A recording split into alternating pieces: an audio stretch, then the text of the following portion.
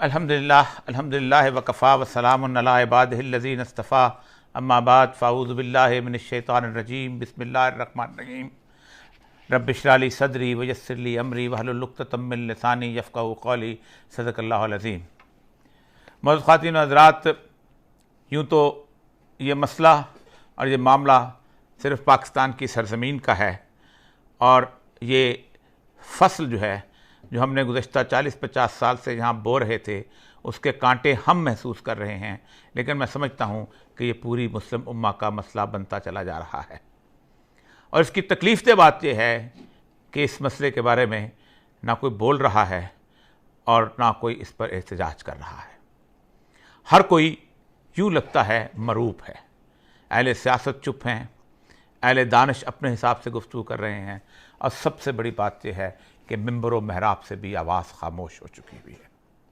यूँ लगता है कि गुज़श्ता 50 सालों में सब ने मिलकर ये फसल बोई थी और सबको मालूम है कि हमने इसमें कितना हिस्सा डाला है, इसलिए सबकी ज़ुबानें गुंग हैं और सबके चेहरों पर वहशत है। वाक़या मुख्तसर सा है, लेकिन जो कोई नया वाक़या नहीं है। इस तरह के बेशुमार वाक़यात जो हैं वो होते चले आ रहे हैं, लेकिन चूँकि मीडिया की सूरत हाल ऐसी है कि जिसके अंदर आज तक जितने भी इस तरह के नए वाक़यात हो रहे हैं उनको बहुत ज़्यादा निखार कर, सजा संवार कर और किसी माशरे की ज़लालत पर मोहर तस्दीक सब्त करने के लिए बताया जाता है, इसलिए ये बहुत बड़ा मौज़ू है। एक लड़की जो अपने वालिदैन से इजाज़त लेके अपनी मर्ज़ी से अपने एक दोस्त के घर में मुस्तकिल आती जाती है और जो उस लाइफ़स्टाइल की आदी है, जो लाइफ़स्टाइल मगरब का है, उसे मगरब की लाइफ़स्टाइल में पलने बढ़ने वाला एक नौजवान इस बहीमाना और दरिंदगी के साथ कत्ल कर देता है कि जिसका तसव्वुर नहीं किया जा सकता, यानी उसका सर भी काट देता है। ये दरिंदगी और ये वहशत क्या हमारे माशरे में नई है? यकीन इस तरह के तल्लुकात में नई है। अमूमन मुद्दतों हमारे यहाँ औरतें भी मर्दों के हाथों से कत्ल होती थीं और मर्द भी थोड़े बहुत औरतों के हाथों में कत्ल होते थे। मुझे याद है अच्छी तरह कि 70 की दिहाई के अंदर अनारकली के एक शू स्टोर के एक मालिक को उसकी बीवी ने आशना के साथ मिलकर कत्ल कर दिया था और एक बड़ा हंगामा था कि लोग समझते थे कि औरतें भी कत्ल करती हैं।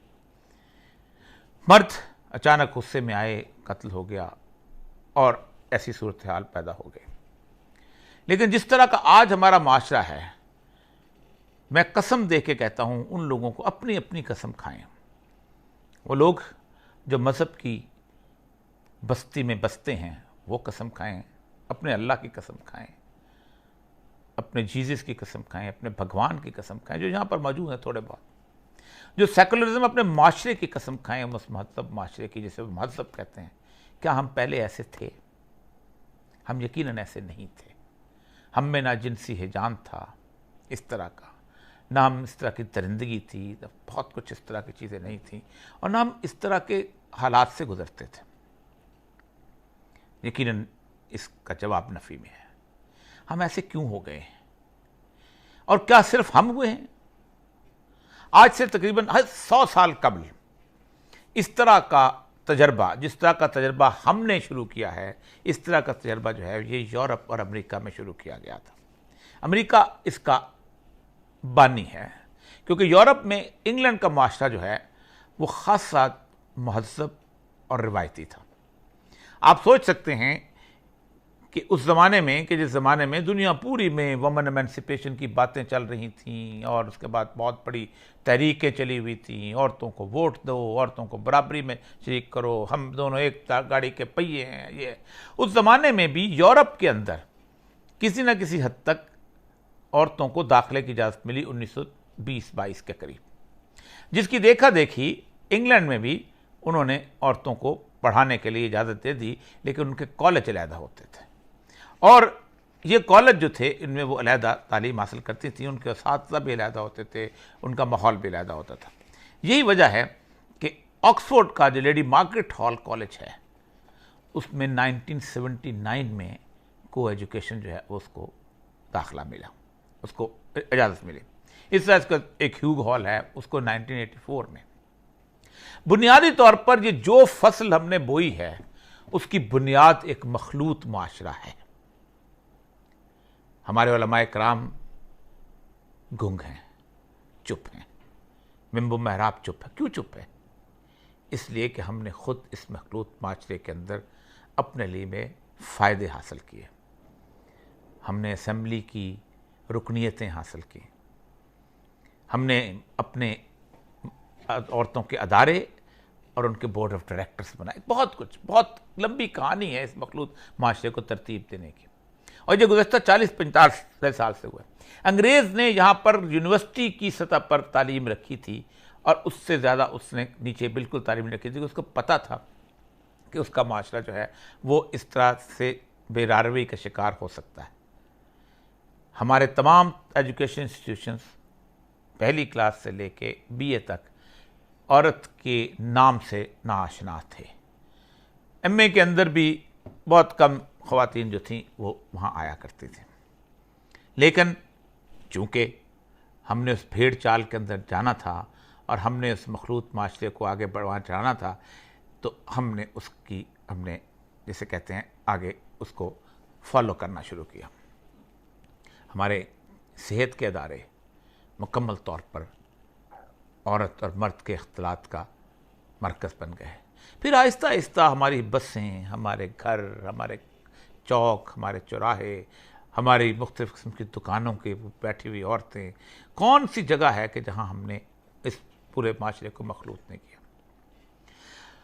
وہ لوگ جنہوں نے جنگ میں لڑنا تھا، جہاں یہ تصور بھی نہیں کیا جا سکتا تھا کہ عورتیں کبھی جا کے میدان جنگ میں لڑیں گی، اور اس اداروں کو بھی ہم نے خاص طور پہ مخلوط کیا۔ اور یہ اس وقت کر رہے تھے، ہم کتنے نادان تھے کہ جب نیٹو اور امریکہ اس کی افواج کے اندر عورتیں کمپلینٹ کرتی تھیں کہ ہمیں ریپ کیا جا رہا ہے، یا ہمارے ساتھ مختلف قسم کے جنسی اختلاط جو ہیں اس سے کیا جاتا ہے، اور اس کو مذاق میں اڑایا جاتا تھا کہ یہ فرینڈلی فائر ہو رہا ہے وہاں پر۔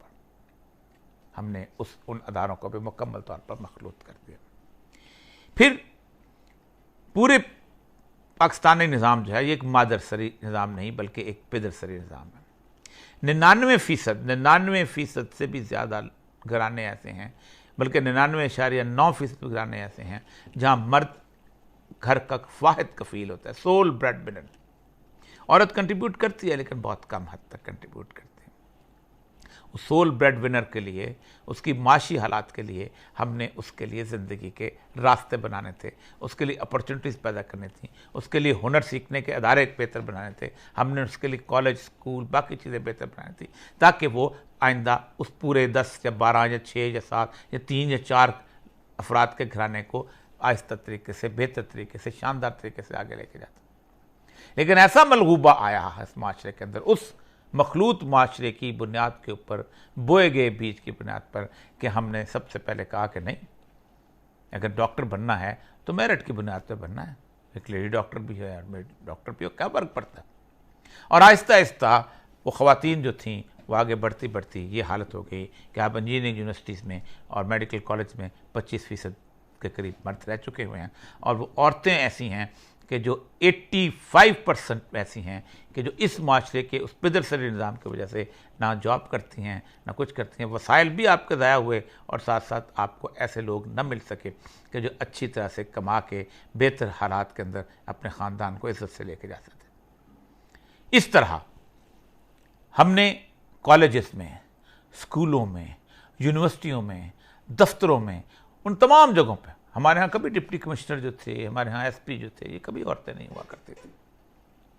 جو اقبال کہتا ہے نا، الحذر آئینے پیغمبر سے 100 بار الحذر، حافظ ناموس سے زن مرتا آسماں مرتا آفرین۔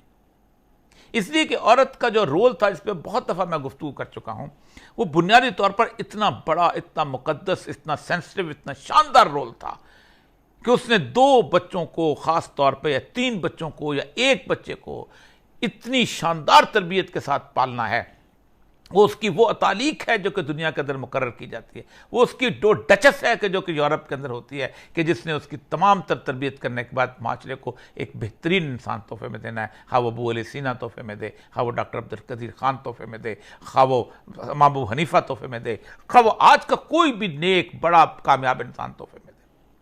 جہاں رسول اللہ صلی اللہ علیہ وسلم فرمایا کلکم راعٍ کلکم مسئول عن رعیتہ، وہاں یہ فرمایا دیکھو یہ جو اولاد ہے یہ عورت کا گلہ ہے۔ یہاں آپ اس کے حدیث کا ترجمہ یہی ہے کہ ہر کوئی ایک گلہ بان ہے، اس سے اس کے گلے کا سوال کیا جائے گا۔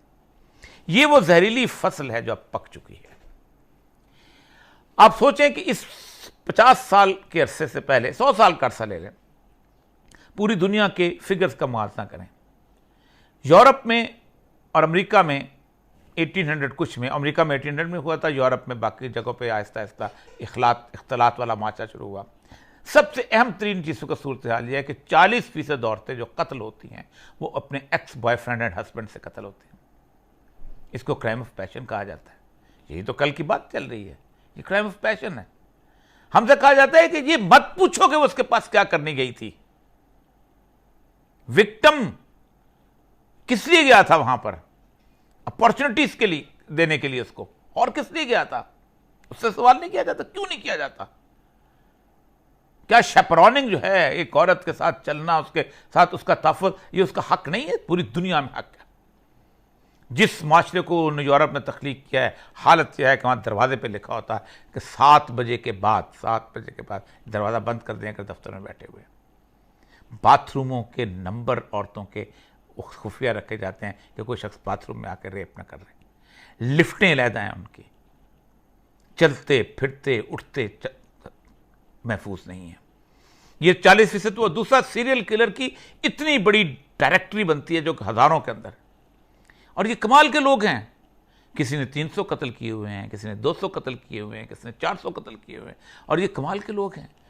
کوئی ایک عورت کو قتل کر کے اس کے خون کے فوارے سے نہاتا ہے، کوئی اس کو کاٹ کے فریج میں رکھتا ہے، کوئی ایک جو خاتون جس نے کوئی 150 کا قریب قتل کیا، وہ ایک طوائف تھی، وہ گھیر گھار کے قتل کرتی تھی اور پھر اس کے بعد اس کے پیسز لے کے اپنی بلی کو کھلایا کرتی تھی۔ ہزاروں، اور ان کے قتل ہونے والے لاکھوں تھے۔ لیکن 57 مسلمان ملک ہیں جو تیونس سے لے کے برنائی تک ہیں۔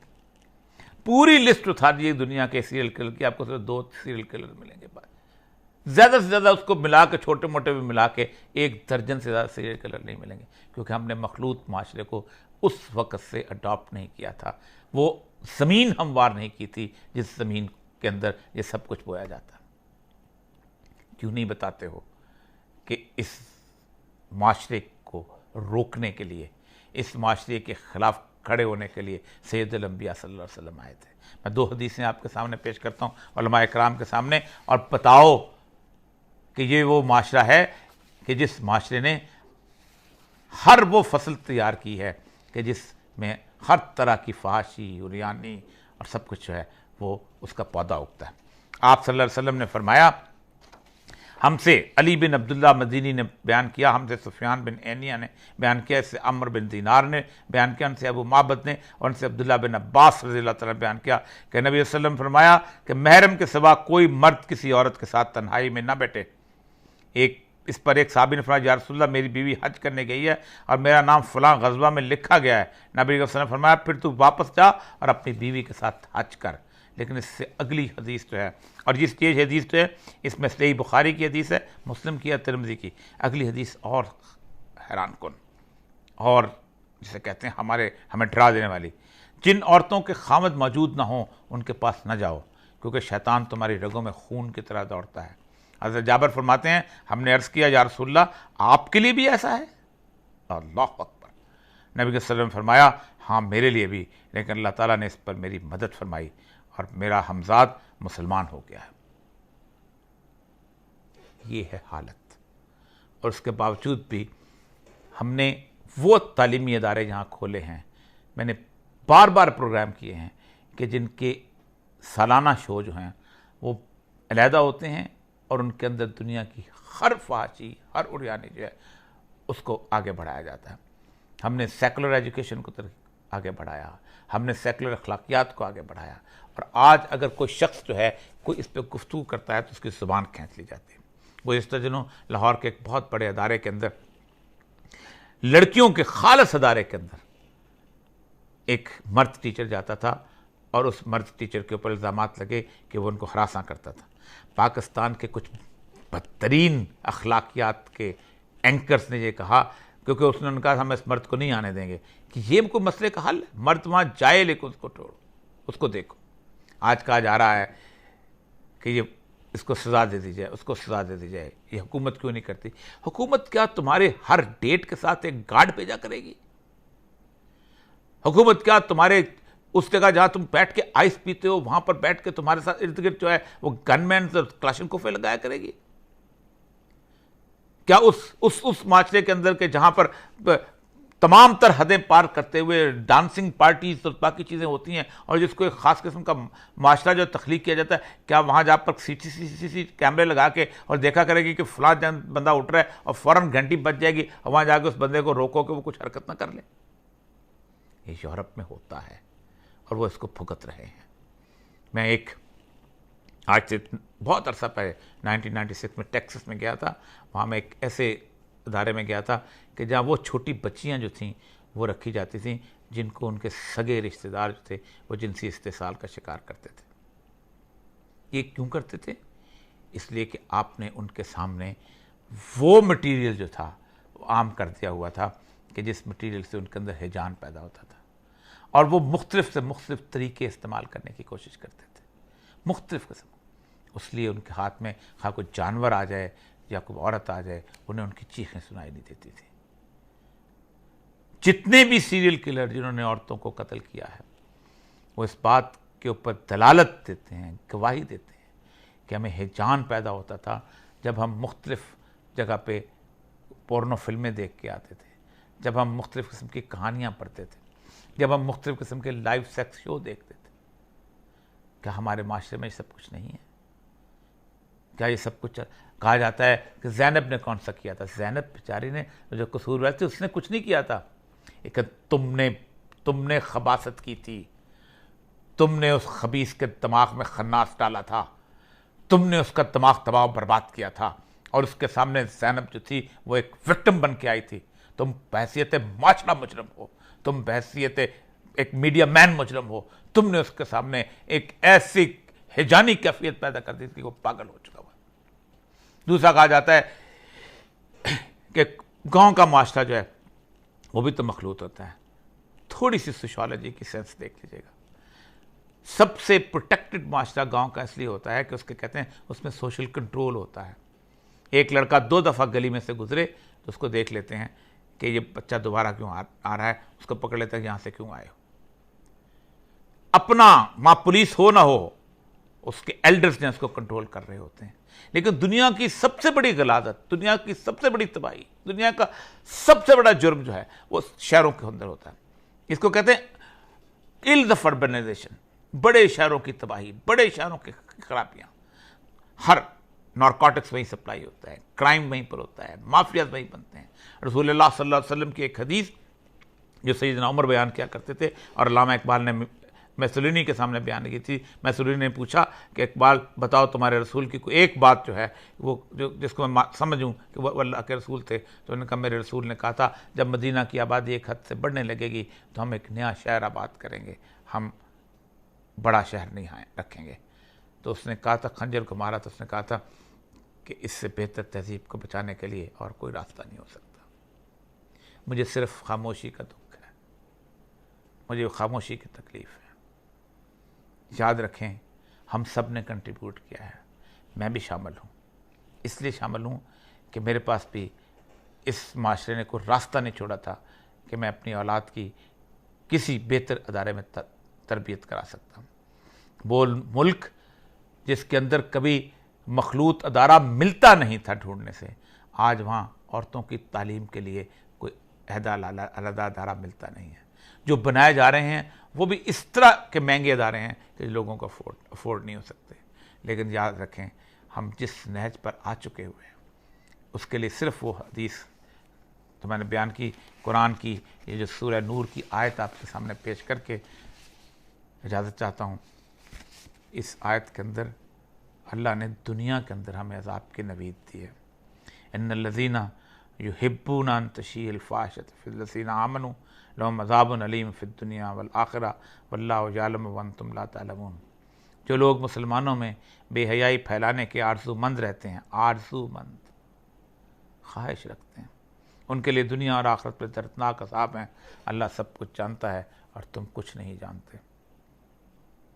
ہمارے گھروں کی تو بیٹیاں شاید اس بری طرح تباہ نہیں ہو رہی، ماری نہیں جا رہی، لیکن یاد رکھو یورپ میں قتل ہونے والی عورت مذہبی نہیں ہے، یورپ میں بھونے جانے والی عورت، خون سے نہلائے جانے والی عورت مذہبی نہیں ہے۔